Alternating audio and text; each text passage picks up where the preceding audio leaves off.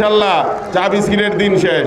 আগামী দিন, আগামী ভবিষ্যৎ আপনাদের কেমন হবে সেটা কিন্তু এই 12 তারিখ আপনাদের নিজেদের ভাগ্য নিজেদের লিখতে হবে ইনশাল্লাহ। নির্বাচনের আর বাকি আছে কয়েকটা দিন, প্রচারণার বাকি আছে মাত্র 1 সপ্তাহ।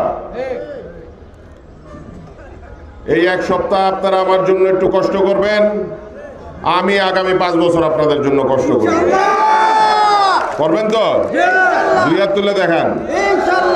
খালি নিজেরা ভোট দিলে হবে না, পরিবারের সবাই, আত্মীয় স্বজন, পাড়া প্রতিবেশী সবার কাছে যাবেন এবং আপনাদের যারা ভাই বন্ধুরা আছে সবার কাছে যাবেন।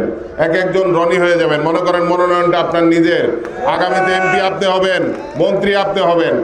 আজকে 18 বছর পর আপনাদের হাতে সুযোগ এসেছে।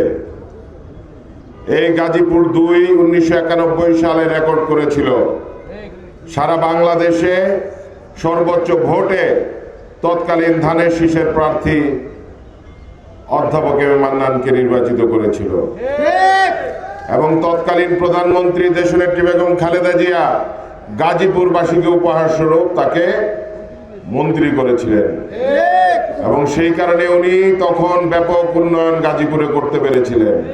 এক্সট্রিম মশার কয়েল প্ল্যান্ট ফাইবার দিয়ে তৈরি, তাই সহজে ভাঙে না, সুগন্ধিযুক্ত ও নিরবিচ্ছিন্নভাবে জ্বলে। ডেঙ্গু, চিকুনগুনিয়া বাহি সহ যে কোনো মশার বিরুদ্ধে দেয় এক্সট্রিম সুরক্ষা। তো আরেকটা রেকর্ড হবে নাকি এবার? কি জোরে বলেন সবাই? রেকর্ড করতে গেলে তো একটু কষ্ট করতে হবে নাকি? এখন সবাই যদি মনে করে যে রেজাল্ট তো হয়ে গেছে, আমি না গেলে অমুকে দিবে, তাহলে তো হবে না। তাহলে রেজাল্টটা বাইর করতে গেলে সবাই এই কয়টা দিন কষ্ট করতে হবে। এই যে আপনাদের নেতা আমার বাবা অধ্যাপক এম এ মান্নান সাহেব, সে আপনারা নির্বাচিত করছেন, সর্বোচ্চ ভোটে কাজ করতে দেয় নাই, মিথ্যা মামলা দিয়ে কারাবন্দি করে রেখে তাকে মৃত্যুর দিকে ঠেলে দিছে। এগুলোর জবাব দেওয়ার সময় আসছে এই 12 তারিখ।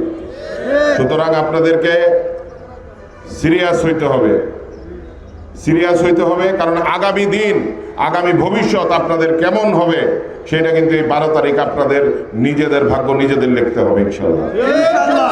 18 বছর যারা ছিল তারা তো খালি লুটপাট করছে, কারো কোনো ব্যবস্থা করে নাই, খালি ছলছাতুরি করছে।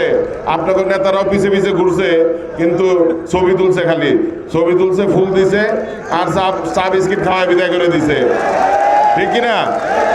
ইনশাল্লাহ চা বিস্কিটের দিন শেষ।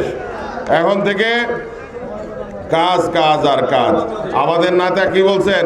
করব কাজ, গর্ব দেশ, সবার আগে বাংলাদেশ।